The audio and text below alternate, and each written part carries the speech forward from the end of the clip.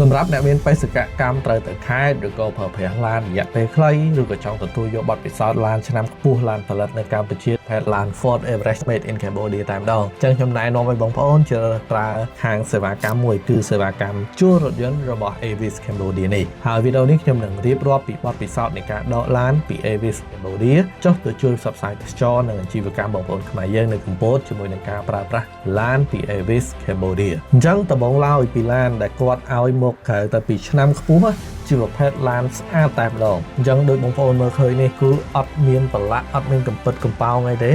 រឹតតែមិនភ័យរឿងចាក់ប្រេងទៀតព្រោះឡានដែលគាត់ឲ្យមកនេះចាក់ប្រេងឲ្យពេញតែម្ដងអញ្ចឹង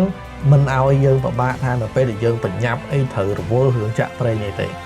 គ្រាន់តែថាពេលយើងមកវិញយើងចាក់ឲ្យគាត់មកពេញទៅជាការស្រេចវិញហើយអញ្ចឹងរបៀបនៅក្នុងការជួលងាយទេបើសិនបងប្អូនចាប់អារម្មណ៍គ្រាន់តែ chat ទៅ page គាត់ប្រាប់ពីរបៀបហើយយើងចង់ជួលជិះបើកដោយខ្លួនឯងក៏មានជាជំរើសទៅកង់ក៏បានហើយបើសិនជាបងប្អូនត្រូវមានកិច្ចការហោះទៅក្រៅប្រទេសអីចង់ឲ្យមានអ្នកមកជូនទៅពលានអីក៏គាត់មានសេវាកម្មនោះដែរអញ្ចឹងគាត់ថានេះគឺខ្ញុំចុះបេសកកម្មទៅខេត្តអញ្ចឹងហើយខ្ញុំជ្រើសរើសជំរើសយកបើកបរដោយខ្លួនឯងហើយឡាននេះនៅលយមួយទៀតថងថាពេលជួលមកអត់មានបិទស្លាកអីរញ៉េរញ៉ៃទេអញ្ចឹងហើយអ្នកមិន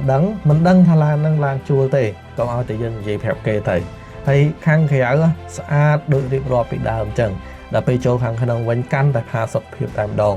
និយាយឲ្យចំឡាននៅ Avis Cambodia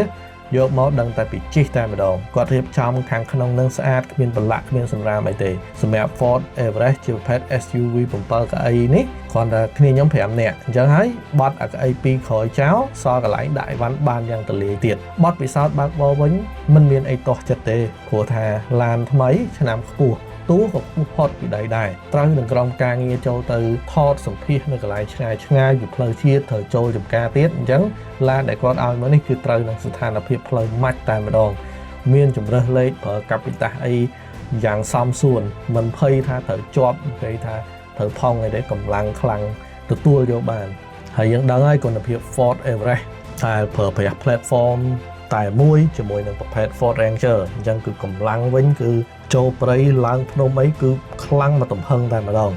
អញ្ចឹងសម្រាប់អ្នកអត់ទាន់ស្គាល់ Avis ទេ Avis គឺជាក្រុមហ៊ុនដែលមានបទពិសោធន៍ក្រាស់ក្រែលលើវិស័យជួលឡាននេះដែលមានប្រភពដើមមកពីអាមេរិកហើយនៅខ្មែរនេះគាត់ជ្រកក្រោមដំបូល AMA Cambodia ហើយបងប្អូនប្រើប្រាស់សេវាកម្មរបស់ Avis គាត់មានប្រភេទឡានថ្មីឡានឆ្នាំខ្ពស់ពីយីហោផ្សេងរបស់ AMA ដូចជា Ford ឆាងអានជាដើមមកថាបងប្អូនចង់ប្រើប្រភេទឡាន Sedan ឡាន SUV ឬក៏ឡាន Pick up ទេគាត់មានជម្រើសឲ្យជួលទាំងអស់អញ្ចឹងបើសិនជាបងប្អូនមានតម្រូវការក្នុងការប្រើប្រាស់សូមទំនាក់ទំនងទៅកាន់ page Avis Cambodia ដើម្បីសួរព័ត៌មានបន្ថែមឬក៏លេខទូរស័ព្ទដែលខ្ញុំដាក់ទៅលើអេក្រង់នេះអញ្ចឹងបងប្អូនអាចសាកសួរទៅហើយក្រោយពីប័ណ្ណពិសោធន៍ដែលខ្ញុំជិះហើយខ្ញុំទទួលអារម្មណ៍មួយទាក់ទងទៅនឹងការគិតគូរទៅលើថ្លៃនៅក្នុងការជួលឡាននិងចំណាយនៅក្នុងការទិញឡានអញ្ចឹងបើសិនជាបងប្អូនខ្លះដែលគាត់មានកន្លែងធ្វើការនៅជិតផ្ទះហើយគាត់មិនទាន់ជាមានកញ្ចប់ថវិកាធំនៅក្នុងការទិញឡានដែលជាកម្មសិទ្ធិតែម្ដងទេឬហើយត្រូវការប្រើឡានហ្នឹងតែយូរម្ដងម្កាលដូចជាទៅស្រុកមានបនទៀនអីចឹងអាចសម្លឹងមើលសេវាកម្មទៅលើការជួលឡាននេះបានមិនមែនថាជួលយកលុយឬក៏ហ៊ឺហាអីទេប៉ុន្តែងាយស្រួលនៅក្នុងការធ្វើដំណើរដឹកអីវ៉ាន់ឬក៏ដឹកគ្រួសារទៅខេត្តអីយូរម្ដងម្កាលអីចឹងទៅព្រោះយើងមិនមែនដើរលេងរាល់ថ្ងៃទេអញ្ចឹងអាចតំណែងទៅខាងក្រុមហ៊ុន Avis នោះទៅគឺខ្ញុំហ៊ានធានាថាបទពិសោធន៍ដែលបងប្អូនជួលនេះគឺល្អមែនទែនអញ្ចឹងជម្រាបលាជួបគ្នានៅវីដេអូក្រោយ